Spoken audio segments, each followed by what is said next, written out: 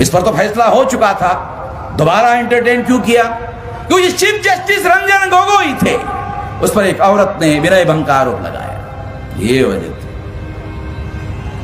इसलिए जस्टिस बोबड़े, ये आपके नागपुर के, अभी किसी ने जस्टिस बोबड़े का नाम लिया कि संस्कृत को राष्ट्रभाषा बनाया जाए। वो जस्टिस बोबड़े कौन है? उसका दादा आरएसएस के वकील विंग का संस्थापक अध्यक्ष है। ये जस्टिस बोबड़े रंजन गोगोई के दौरान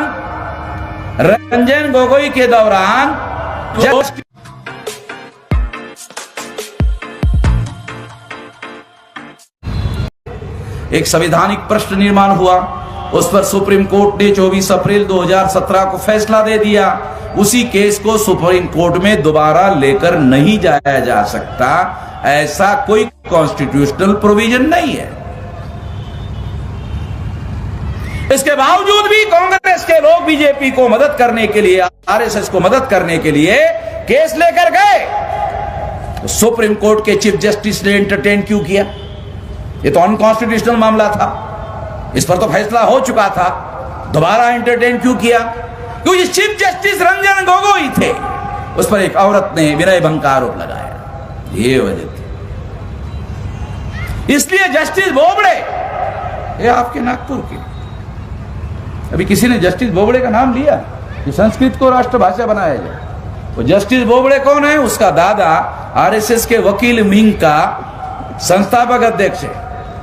ये जस्टिस बोबड़े रंजन गोगोई के दौरान जस्टिस बोबड़े एक दूसरे नंबर का जज था और 7 जज का बेंच बैठा। 7 जज के बेंच ने निर्णय दिया जस्टिस गोगोई निर्दोष है। जस्टिस बोबड़े, ध्यान रखो, आरएसएस, बाद में justice Bobde chief justice of India हो गए।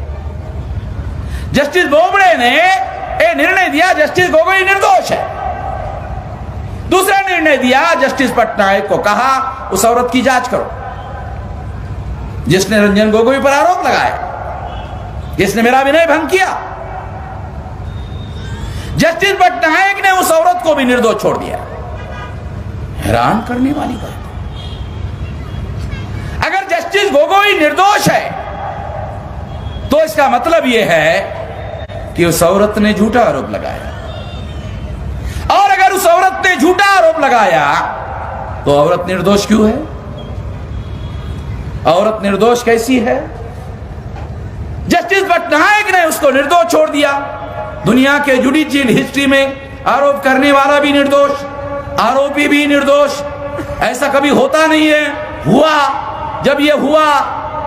जब ये खबर मैंने पढ़ी, देखी, मुझे समझ में आया पर्दे के पीछे खिचड़ी पक गई है।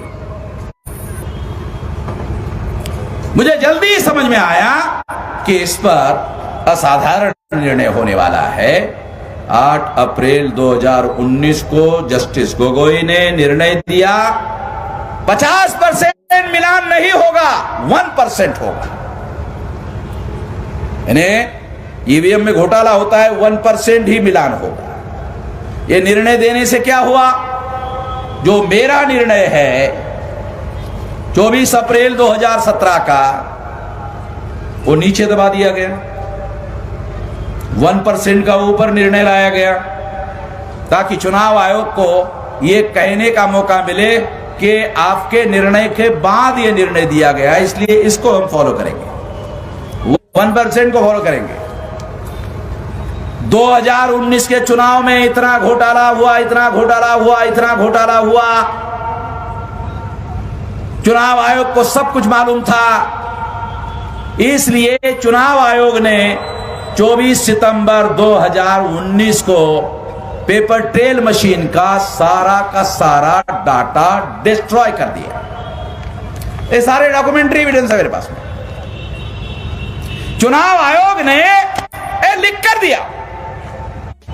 चुनाव आयोग को पूछा ये पेपर ट्रेल का डाटा कितने महीने कानूनन रखना है, बंधनकारक है? चुनाव आयोग ने लिख कर दिया 12 महीने रखना बंधनकारक है। लिखित पूछा गया चुनाव आयोग को, फिर आपने 4 महीने में डाटा डिस्ट्रॉय क्यों किया?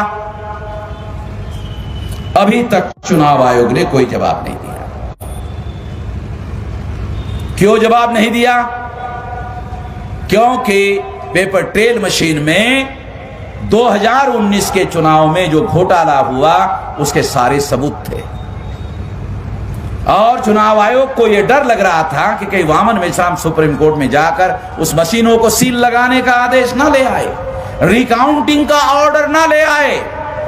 ऑलरेडी उनके पास रिकाउंटिंग का ऑर्डर है, और अगर ऐसा हुआ तो चुनाव कमिश्नरों को देशद्रोह का मुकदमा का सामना करना पड़ेगा, फांसी की सजा होगी, भयंकर मामला है। इसलिए चुनाव कमिश्नरों ने 24 सितंबर 2019 को पेपर ट्रेल मशीन का सारा डाटा डिस्ट्रॉय कर दिया। इंडियन पीनल कोड के तहत इसे कहते हैं सबूतों को नष्ट करना। इंडियन पीनल कोड के तहत क्रिमिनल ऑफेंस सुप्रीम कोर्ट ने किया, चुनाव आयोग ने किया, और डाटा नष्ट कर दिया और बीजेपी को चुनाव जीतने में मदद की। साथियों, एक और महत्वपूर्ण बात मैं आप लोगों को बताना चाहता हूं 2019 की। 2019 के चुनाव में सवेरे 8 बजे काउंटिंग शुरू हुई। बीजेपी आगे, 9 बजे बीजेपी आगे, 10 बजे बीजेपी आगे, 11 बजे बीजेपी आगे, 12 बजे बीजेपी आगे, 1 बजे, 2 बजे, 3 बजे, 4 बजे बीजेपी आगे। कितने सीटों पर आगे? 340 सीटों पर बीजेपी आगे। 303 पर बीजेपी, 37 पर बीजेपी गठबंधन की पार्टियां, टोटल 304 सीटों पर बीजेपी गठबंधन आगे। एक भी सीट बीजेपी ने अभी तक जीती नहीं। शाम के 4 बजे मैं देख रहा था टीवी पर, राहुल गांधी टीवी पर आ गए। राहुल गांधी ने बयान दिया,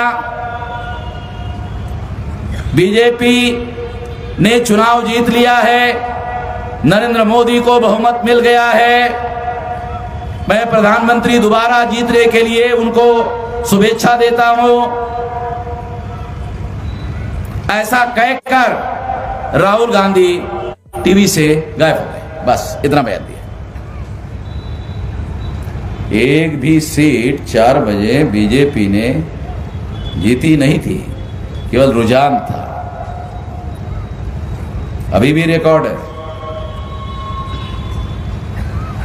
राहुल गांधी ने जैसे बयान दिया, काउंटिंग सेंटर से कांग्रेस के कार्यकर्ता भाग गए।